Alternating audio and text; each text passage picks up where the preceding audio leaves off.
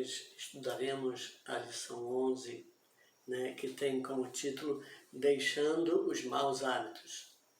Antes de nós começarmos a lição, vamos orar?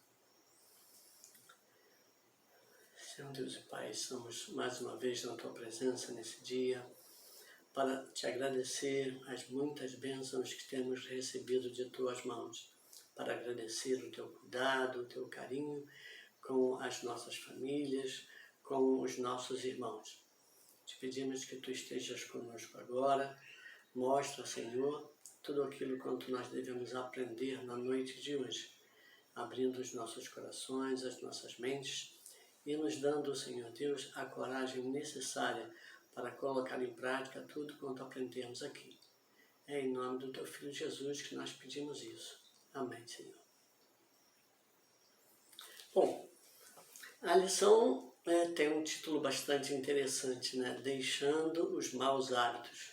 E quem é que não tem maus hábitos, né? O pastor Gerson Januário, quando escreveu essa lição, né, ele estava pensando no tempo, né, em que o povo estava vivendo essa experiência da reconstrução dos muros, mas também ele estava pensando nos dias de hoje. E nós vamos ler agora o verso, os versículos de Neemias 5, de 1 a 9, que é o texto em que está baseado a nossa lição. Na minha Bíblia, que é a versão revista e atualizada, o título é Medidas contra a Usura. Foi grande, porém, o clamor do povo e de suas mulheres contra os judeus, seus irmãos, porque havia os que diziam: somos muitos, nós, nossos filhos, nossas filhas, que se nos dê trigo para que comamos e vivamos. Também houve os que diziam: as nossas terras, as nossas vinhas e as nossas casas hipotecamos para tomarmos trigo nesta fome. Houve ainda os que diziam: tomamos dinheiro emprestado até para o tributo do rei sobre as nossas terras e as nossas vinhas. No entanto, nós somos da mesma carne como eles, e os nossos filhos são tão bons como os deles. E eis que sujeitamos nossos filhos e nossas filhas para sermos escravos. Algumas de nossas filhas já estão reduzidas à escravidão. Não está em nosso poder evitá-lo. Não está, pois os nossos campos e as nossas vinhas já são de outros. Que situação, não é? O texto fala, né, da opressão dos ricos sobre os mais pobres. O texto fala que eram os próprios judeus, os irmãos, né, que estavam fazendo isso, não é? E desde o início, Deus já havia falado lá no livro de Êxodo, no livro de Levítico, como deveria ser o comportamento do povo com relação a esse problema, com relação a emprestar dinheiro, a cobrar juros, a enriquecer de uma forma totalmente desumana. Deus já havia falado lá no início. Agora imaginem se nós fizéssemos tudo o que a Bíblia diz, tudo que Deus colocou para nós, se nós fizéssemos ao pé da letra.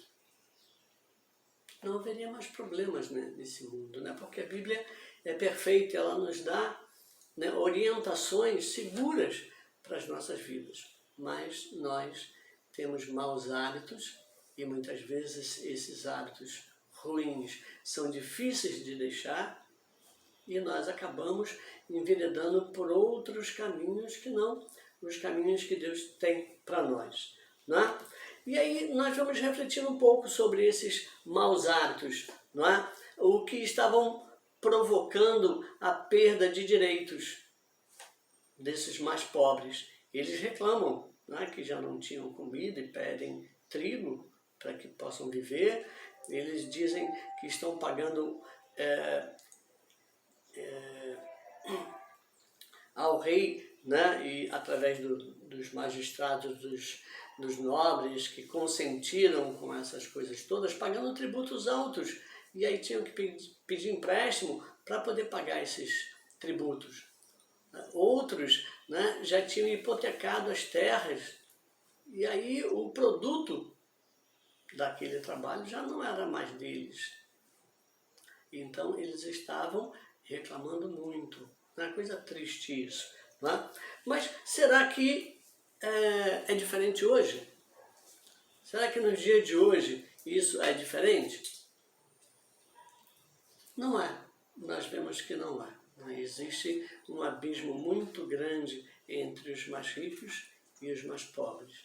E boa parte desses mais ricos enriqueceram à custa, né, da pobreza que foi imposta aos outros. Né? Então, nós vamos estudar esses maus hábitos. Vamos pensar um pouquinho a respeito desses maus hábitos.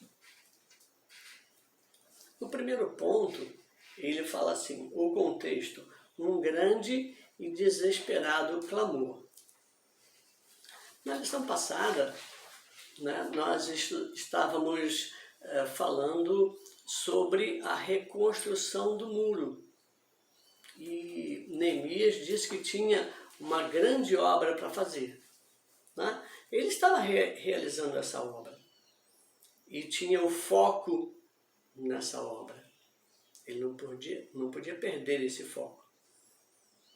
Mas aí ele começa a ouvir esse clamor do povo. Poxa, ele tinha que ter o foco lá naquela obra. E, no entanto, ele teve que parar, desviar a sua atenção para um outro problema.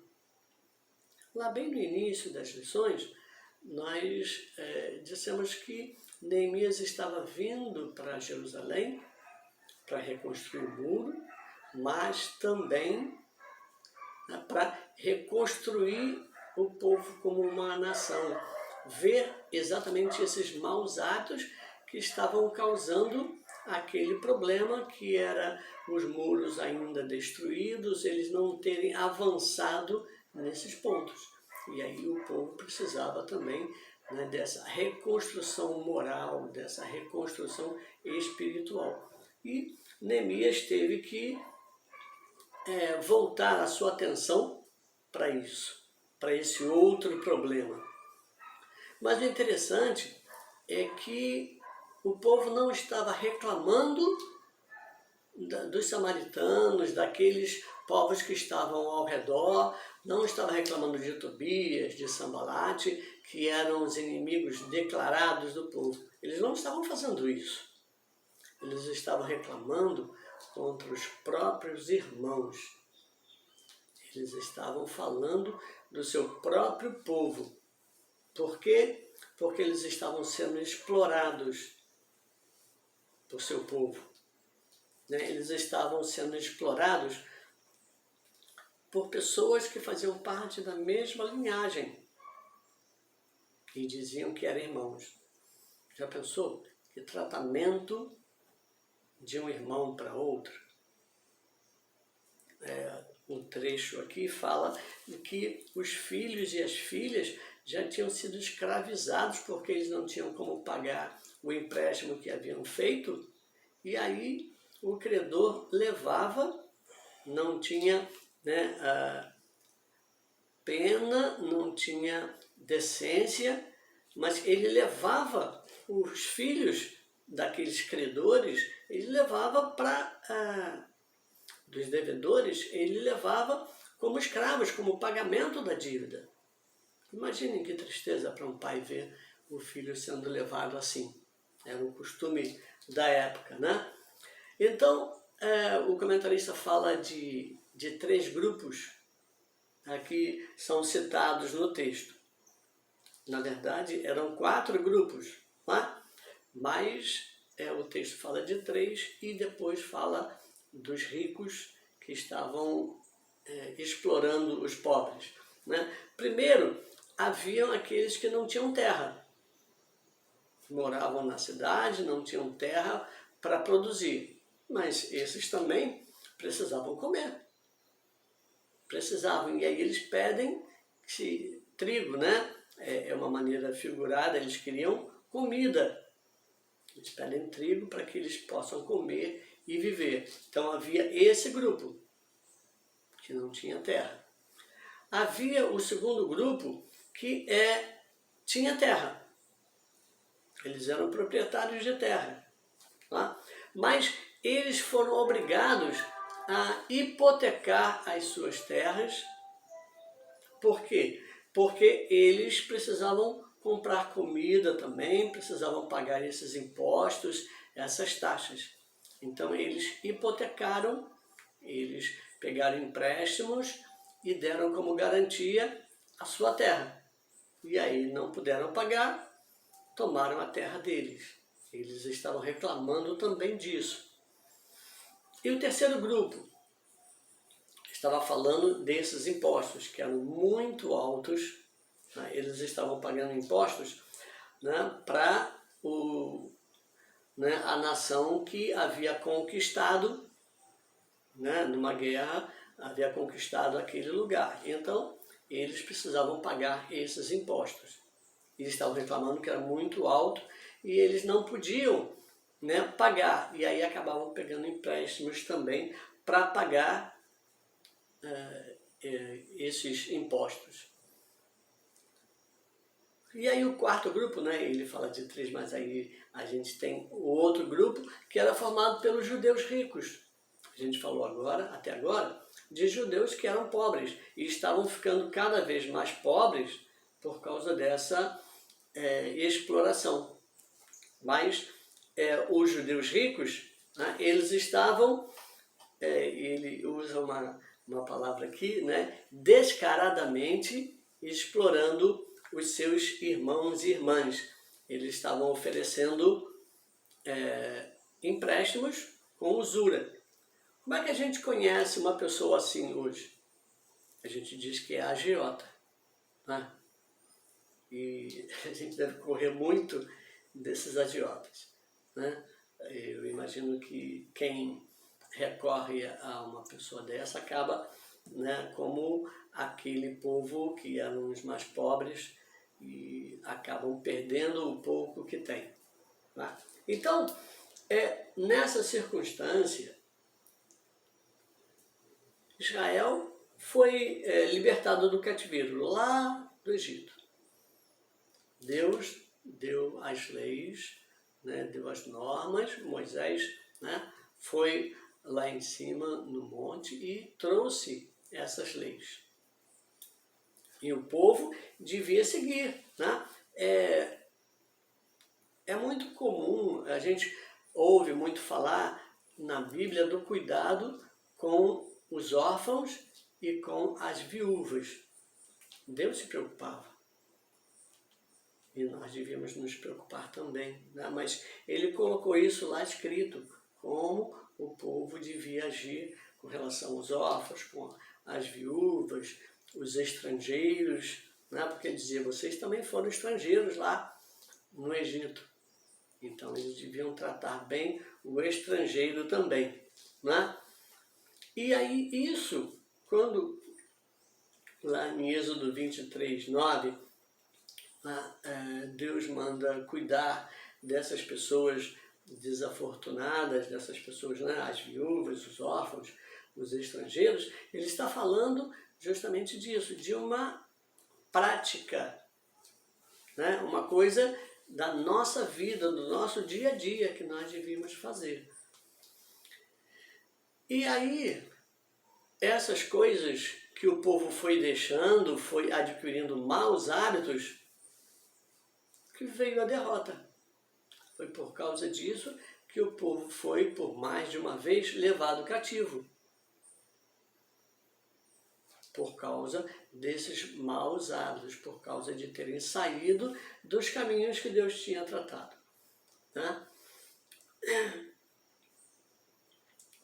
E aí a gente pensa, o comentarista fala que lá no tempo de Salomão, e aí não foi um povo estrangeiro, mas no tempo de Salomão, o povo vivia quase que como escravos também. Tão grande era o peso dos impostos e das taxas que estavam sobre o povo. Aí o que aconteceu? Aconteceu a divisão do reino, né? Aí 10 tribos para um lado, 2 tribos para o outro, o reino do sul, o reino do norte. Mas por quê? Por causa desses maus hábitos. A gente deve estar sempre procurando evitar esses maus hábitos. E tudo está registrado lá, na Bíblia, nos livros, né, de registro que o povo tinha, né, estão registradas essas coisas. Mas o povo continuou no mesmo caminho. Né? Essas tragédias todas que aconteceram na divisão da família de Salomão, né? Aquela tragédia na família, tudo isso aconteceu por quê? Por causa dessa usura, por causa desses maus hábitos. Né? Quando Deus trouxe o povo para Canaã, ele disse que o povo não devia se misturar aos povos que habitavam aquela região. Por quê? Para que não adquirissem hábitos estranhos à vontade de Deus. Para que não adquirissem esses maus hábitos, embora isso tenha acontecido, né? Mas são hábitos que não têm nada a ver com a vontade de Deus. São hábitos que vão contra a santidade do nosso Deus.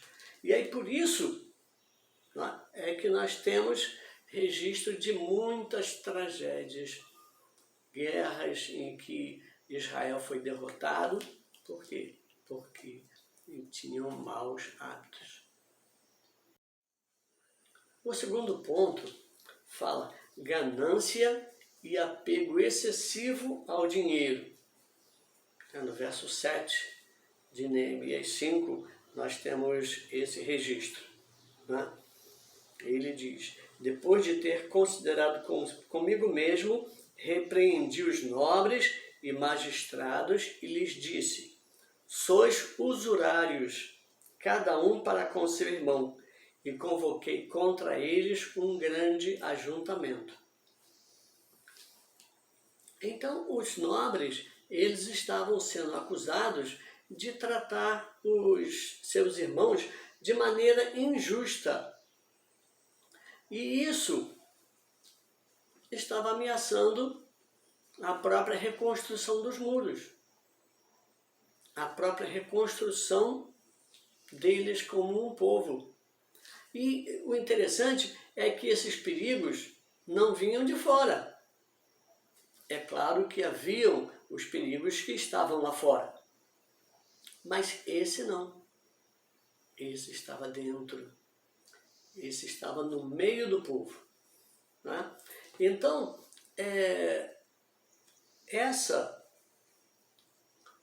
o texto fala, primeiro, foi grande, porém, o clamor do povo e de suas mulheres contra os judeus. É claro que já deviam estar reclamando disso, mas o problema é que esse clamor, essa reclamação cresceu tanto que Neemias foi obrigado a parar para dar atenção ao problema. Né? E aí, como resolver? Problema difícil de resolver, não é? Por quê? Porque era contra o próprio povo que ele deveria lutar para resolver o problema. Os 3 grupos que o texto fala, né, aqueles que não tinham terra, mas precisavam comer, aqueles, né, que tinham terra, mas tinham hipotecado, e aqueles que estavam reclamando dos impostos muito altos, que eles não tinham como pagar esses impostos tão altos. Né? Então, eles eram obrigados a pegar empréstimo. Quem nunca fez empréstimo na vida, né? Mas a gente precisa tomar cuidado, porque os juros são muito altos Se não tivermos um planejamento, nós podemos nos perder. No domingo passado, na reunião do grupo de jovens, né, o assunto foi justamente esse, planejamento financeiro. E se eu pego um empréstimo, eu tenho que me preparar para pagar esse empréstimo. E com juros muito altos, eles não estavam podendo pagar esses empréstimos. Mas Deus já havia previsto um pouco isso. Sabem por quê? Lá em Levítico 25, de 8 a 13, Deus fala disso. Aqui, no 50º ano, todas as dívidas teriam que ser perdoadas. As terras deveriam ser restituídas a seus proprietários e todos os escravos libertos. Era um tempo grande, né? Ele fala no 50º ano, 50 anos. Mas eles deveriam ser libertos, e isso não estava acontecendo. E nós devemos pensar, esses maus hábitos têm destruído muitas famílias, muitas vidas. Muitas pessoas, né, têm adoecido fisicamente, mentalmente, né, espiritualmente, por conta desses maus hábitos. E nós estamos falando aqui desse hábito de estar explorando os irmãos. Mas nós podemos estender isso para outros hábitos ruins, que têm destruído muitas famílias, têm destruído a vida de muitas pessoas. O mau hábito é uma questão interna, né? Nasce no nosso coração. E por isso talvez seja tão difícil de retirar, porque ele nasce lá dentro. É uma questão de escolha, sim, mas é uma questão muito subjetiva e talvez por isso, né, repetindo, seja tão difícil nós nos livrarmos desses maus hábitos. Porque eles começam devagarzinho, né, vão, né, se inserindo aí devagarzinho na nossa vida, e quando a gente percebe, já é um hábito que é muito difícil de deixar. E isso tem trazido muitos problemas dentro das nossas famílias, dentro das nossas igrejas. E quando nós falamos que é uma coisa que nasce no coração, Deus também já falou a respeito. Tá? Por quê? Porque diz, guarda o teu coração, porque dele procedem as saídas da vida. Ele fala também que escrevi a tua palavra no meu coração para eu não pecar contra ti. São conselhos que Deus dá a respeito, né, da nossa parte, né, subjetiva, interna, que nós devemos cuidar, devemos ter muito cuidado. E nós não temos feito isso. Não é? É uma coisa que nós precisamos fazer. Ter o hábito, o bom hábito, o costume de colocar na presença de Deus todas as nossas coisas, tudo quanto nós pensamos, tudo quanto nós temos a intenção de realizar, de fazer, nós devemos colocar nas mãos de Deus.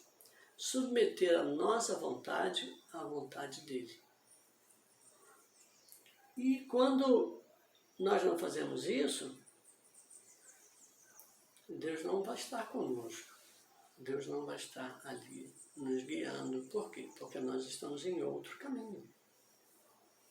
Nós precisamos voltar ao primeiro amor, voltar ao caminho, para que Deus nos conduza.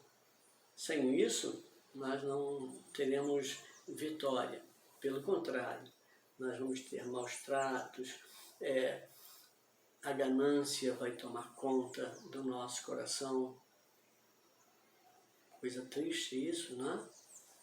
A ganância tomando conta do coração de uma pessoa, tudo quanto ela faz, Ela só pensa em ter, em possuir. E é uma coisa muito triste isso. E a gente sabe que essas coisas vêm do coração, tanto para o bem quanto para o mal.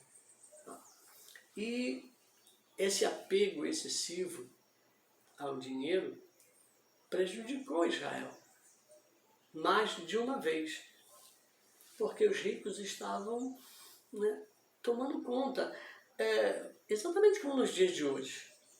A gente tem um grupo pequeno de ricos que tem muito dinheiro e um número muito grande de pessoas pobres que têm pouco ou nenhum dinheiro. E isso estava acontecendo naqueles tempos. E o pecado, isso aí é pecado, né? O pecado do povo ficou evidente nesse clamor tão grande que Neemias começou a ouvir. E eles se aproveitaram de uma crise, como a gente vê hoje. Eles se aproveitaram dessa crise, e aí as pessoas não estavam preparadas para essa crise. Olha só o planejamento financeiro. As pessoas não estavam preparadas para essa crise e acabaram sendo levadas a esse empobrecimento pelos mais ricos. Os mais ricos se aproveitaram dessa crise. Só que eu não posso usar isso. A pessoa está num momento, né, difícil da vida, eu não posso usar isso contra a própria pessoa, para obrigá-la a fazer alguma coisa que ela não queria. Mas imagina, se a pessoa está com um problema, né, precisando de dinheiro, e aí eu chego lá e ofereço metade do valor do bem que a pessoa tem, e a pessoa, porque precisa do dinheiro, acaba vendendo aquele bem, sabendo que é prejuízo, certo, mas ela precisa do dinheiro. Eu estou me aproveitando dessa crise pela qual essa pessoa está passando. E Deus fala que isso é pecado, não é? Mas Neemias, ele teve coragem. Neemias teve coragem para romper com esse ciclo. Ele foi lá, né? E no verso 7, né, de Neemias 5, ele fala: depois de ter considerado comigo mesmo, repreendi os nobres e magistrados. Ele foi lá e deu uma bronca neles, né? Ele foi e ainda disse: vocês são agiotas. Essa é uma palavra meio pesada no dia de hoje, né? Se você chamar alguém de agiota, você vai arrumar um problema. Mas Neemias foi lá e disse: vocês são usurários. Vocês estão agindo com usura. Vocês estão cobrando juros muito altos.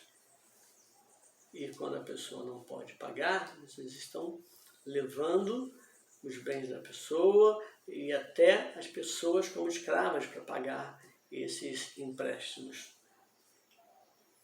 Então, hoje também é assim.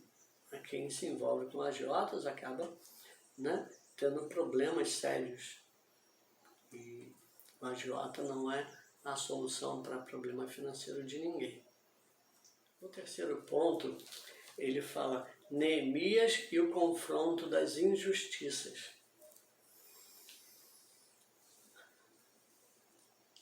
Agora imaginem essas pessoas que Neemias repreendeu, deviam ser pessoas conhecidas, né? Ele era governador e ele foi repreender os nobres e os juízes, os magistrados. Então deviam ser pessoas do conhecimento dele, pessoas com quem ele tratava. E ele foi lá e enfrentou essas pessoas. É muito triste a gente enfrentar os nossos irmãos da nossa casa. Eu não me vejo fazendo isso. Eu tenho um irmão que não mora aqui, mas eu não me vejo, sabe, batendo de frente com ele por causa de algum problema. Porque nós sempre nos damos tão bem. mas deve ser muito difícil. E contra os próprios irmãos. Mas Neemias diz que ele ouviu as reclamações do povo, ele parou, analisou e viu que o povo tinha razão e foi lá. Mas ele se incluiu nesse problema. Ele se incluiu como se ele estivesse pecando também. Ele coloca isso, né? E chega uma hora em que o líder tem que fazer isso mesmo. Se ele percebe entre os liderados que alguma coisa não vai bem, ele tem que ir lá e mostrar que aquilo não está certo. Ele não pode compactuar com o erro. Ele tem que mostrar que está errado. Tá? Ele foi lá e confrontou o povo, mostrou os líderes, né? Mostrou que os nobres estavam errados. E aí o líder precisa fazer isso, porque senão os seus liderados não vão ter mais confiança nele. Imagina que se o povo vai reclamar e continua tudo do mesmo jeito. Neemias dá uma enrolada neles lá e eles voltam para casa, mas tudo continua da mesma maneira. Eles voltariam para reclamar? Não iam mais confiar em Neemias. E aí o que ia acontecer? A reconstrução do muro ia ficar prejudicada. Porque se o povo não confiava mais em Neemias, não ia atender as convocações dele para a reconstrução do muro. Olha só o problema sério. Se Neemias foi para lá para reconstruir o muro, ele teve que parar essa reconstrução, de dar atenção para essa reconstrução e dar atenção a esse problema. Porque senão, se esse problema crescesse, ia afetar a reconstrução do muro também. E aí ele repreendeu esses nobres que estavam explorando o povo. Ele mostrou na Bíblia que eles estavam pecando. Mas ele falou que o povo estava sendo explorado e que eles eram irmãos. E como é que eles iam fazer isso? Com os próprios irmãos. Então ele apelou para a consciência deles. Ele fez um discurso bem inflamado, mostrando que eles estavam errados e apelando para esse lado bom deles, dizendo que eles estavam roubando aos próprios irmãos. Ele pediu que eles fossem lá na Bíblia e fizessem como estava escrito, como Moisés havia dito. Ele apelou para esse lado bom das pessoas e mostrou que a lei de Moisés proibia essa coisa de juros exorbitantes, proibia a usura. Eles não deviam cobrar, eles podiam emprestar, sim, mas Deus já havia previsto isso e proibido essa cobrança de juros. Nós devemos dar um bom testemunho. Nós devemos, nos dias de hoje especialmente, nós devemos dar um bom testemunho.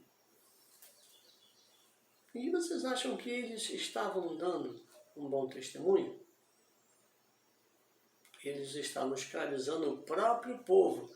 O que os outros iam pensar? Os que estavam fora. Iam pensar desse povo de Deus a respeito de uma situação que envolvia a vida prática deles. Não é sair pregando, dizendo que Deus é bom e cobrando juro do meu irmão. Isso não pode acontecer, né? Neemias mostrou isso para eles. Mostrou que eles não estavam tratando com os gentios, com os inimigos, mas eles estavam tratando com o próprio povo. No verso 9, de Neemias 5,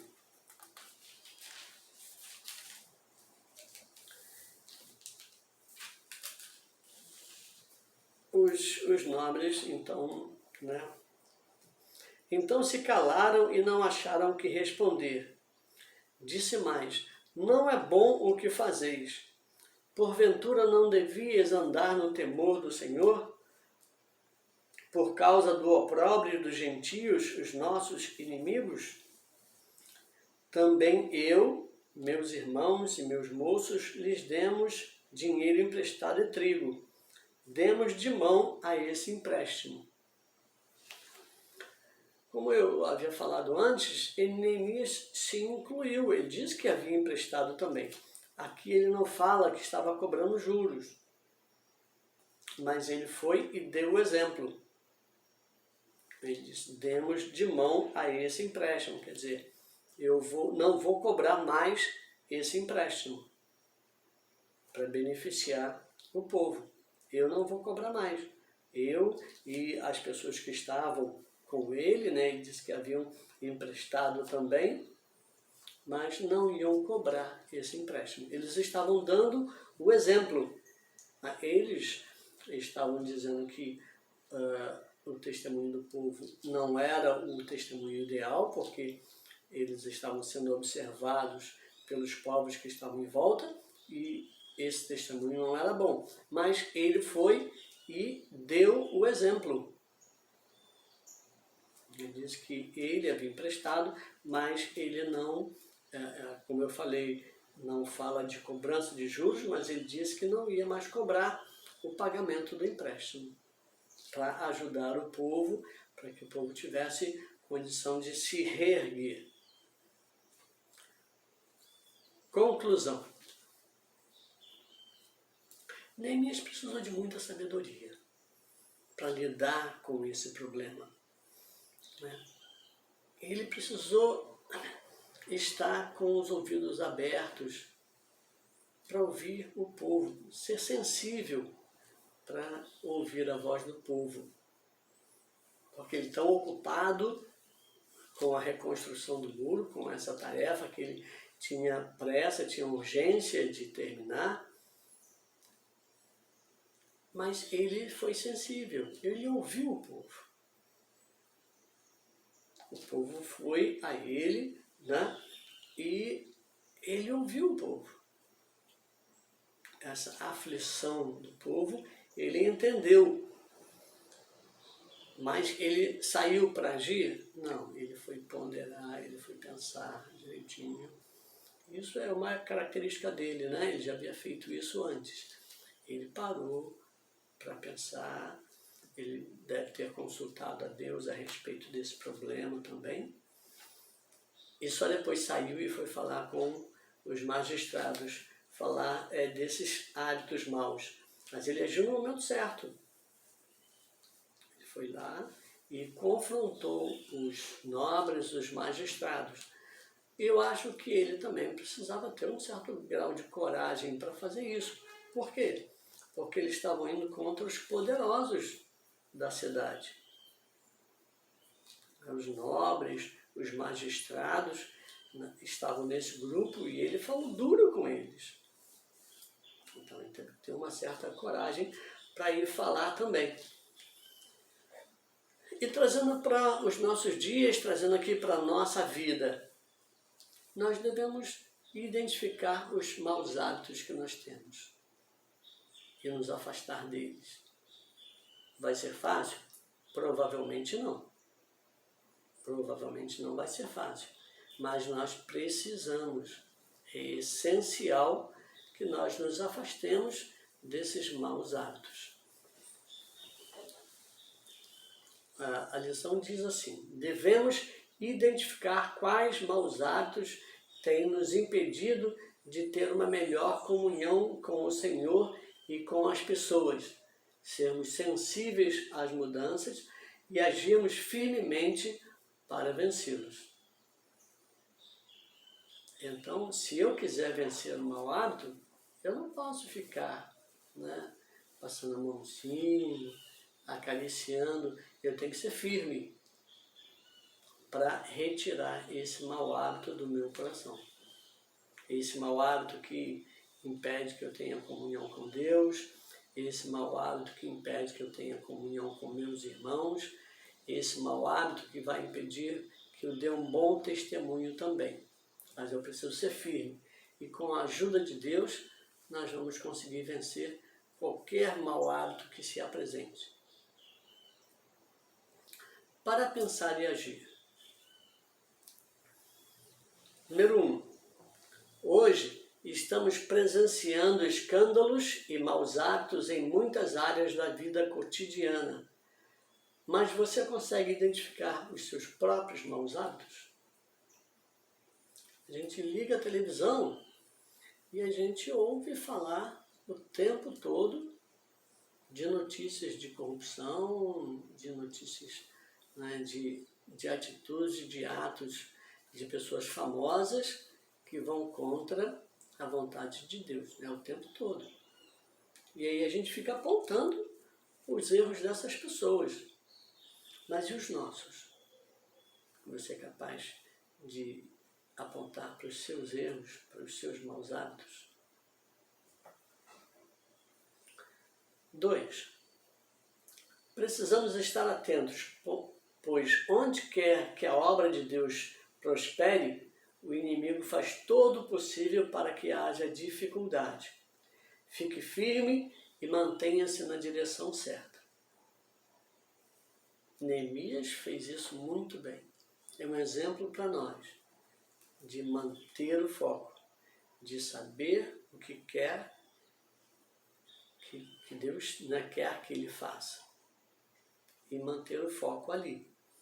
Neemias fez isso muito bem. Mas nós, sempre que estamos realizando alguma obra, alguma boa obra, Satanás vai tentar nos impedir. Nos anos anteriores à pandemia, quando nós podíamos fazer as viagens missionárias, era comum, sempre que a gente começava a fazer as reuniões de treinamento, quando a viagem se aproximava, era muito comum a gente ouvir dos irmãos que estavam participando das provações que estavam enfrentando, dos problemas que surgiam, tentando afastar a cada um dessa obra. Era muito comum a gente ouvir, sempre. Nós mesmos passamos por problemas. Quando ia chegando a viagem missionária, esses problemas cresciam, apareciam, porque Satanás quer impedir que nós façamos essa obra. Número 3. Confronte os maus hábitos com coragem. Não hesite em acabar com eles, pois disso depende grande parte do nosso crescimento espiritual. Se eu tenho maus hábitos, como é que eu espero crescer espiritualmente? Se a pessoa tem maus hábitos alimentares, aí, especialmente na infância, o crescimento saudável vai ficar prejudicado. Aqui também. Se nós temos maus hábitos, nós não temos comunhão com Deus. Se nós não temos comunhão com Deus, nosso crescimento espiritual ou não vai existir ou vai ficar prejudicado. Então, para que haja crescimento espiritual, eu preciso me afastar desses maus hábitos. Então é isso, meus irmãos. Vamos afastar qualquer mau hábito que nos impeça de ter comunhão com Deus e com nossos irmãos. Que Deus nos abençoe, que Deus esteja nos dando a sabedoria necessária para realizar tudo isso que Ele tem pedido de nós.